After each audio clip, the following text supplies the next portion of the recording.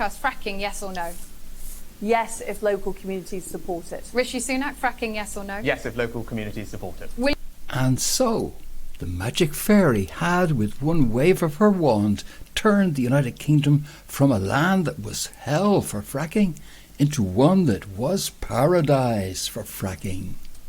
The two leading candidates to be the next British Prime Minister giving the total green light to fracking and reversing totally British government policy.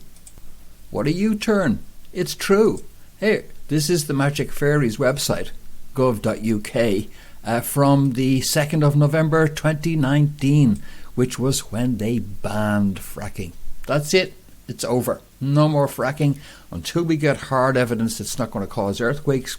Out of the question.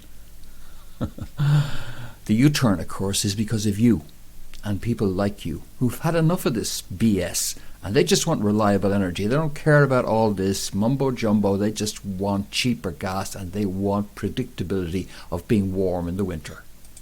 And these shale gas reserves in the United Kingdom, which you see here in the blue and yellow, the United Kingdom has reserves that will make a difference. So that's what it's about. And this dude here, seen in the European Parliament with no gas, no nuclear, is wasting his time. That train has left the station, dude. It's all over. It's a done deal. We're finished with all that green utopia BS. It's dead, it's done, it's dusted. It's coming up against the realities of energy giants' huge profits as consumers' bills soar in the United Kingdom. Shell and British Gas revealing increases in profits of the order of 500%. Here's the hard realities, with 51% there agreeing that this is the most financially insecure I've ever felt. In a Scottish poll, 46% saying I've had to cut back on daily essentials, and 82% agreeing the cost of living has impacted my life. And that means that 18% didn't feel it had impacted their life, and that just shows you why we need to do something about the degree of divergence in income there is in these societies in the West today. Meanwhile, as if to prove that you can't please everybody, the climate alarmists were out complaining about the fact that it was 40 degrees for a couple of days in the United Kingdom. Apparently, the dude doesn't like summer. Is that it? You got a problem with summer or something, dude? I would love us to have a nice summer. But a nice summer does not mean extreme weather going over 40 degrees, unprecedented in British history. It's a warning sign for Britain, and anybody patriotic who cares about the country should listen to the warnings and take action now. Of course, as the climate columnist for The Independent, it's his job to feed you this bullshit. But what's the solution for it then, dude?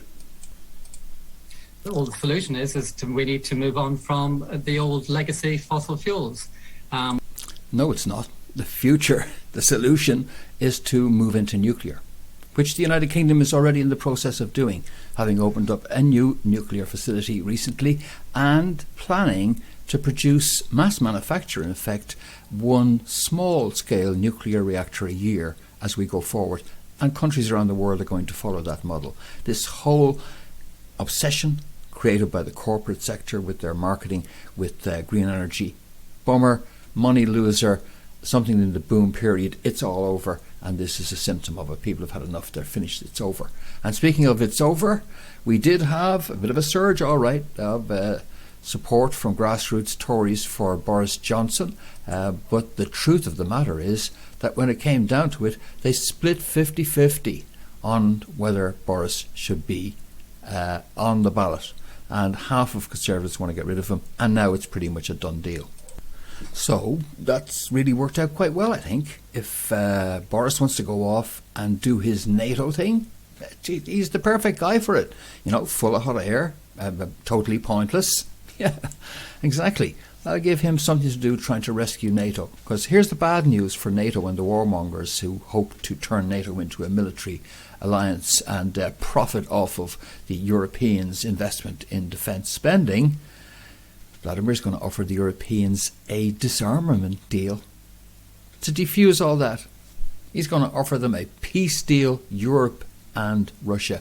He's going to offer them a sweetheart deal, and those who hope to profiteer are going to get nothing. Great news there. So yeah, go ahead, Boris. I'm happy that we're getting rid of Boris, because now we can get down to it. Boris was never implementing the agenda. He was, as I have maintained, engineered in for the purposes of Brexit, and now he's served his role. He's been engineered out.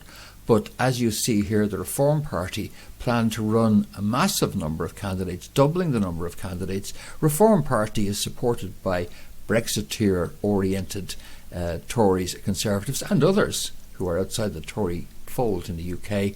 And they really could become a focus for an alternative now. So we may see a split.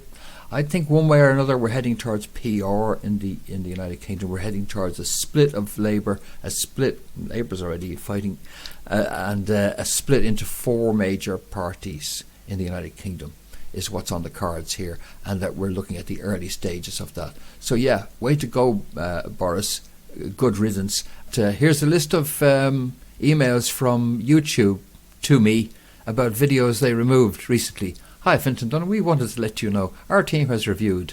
We wanted to let you know our team has reviewed, and all of it means that my stuff was banned, pulled off, etc. So if you do like what you see here on this channel, click like, because it helps to offset the downranking I get from being constantly suspended. So from now on, I'll cover stuff on YouTube, and I'll cover a lot of stuff that YouTube don't realise is quite, handy information you'd like to know, but I'll have completely uncensored stuff down on Rumble in part 2. So that's the end of part 1, and I'll see you in part 2 in just a moment. That link is just down there in the description, at the top of the description, and we'll go right on with more stuff we need to talk about, but in an uncensored way.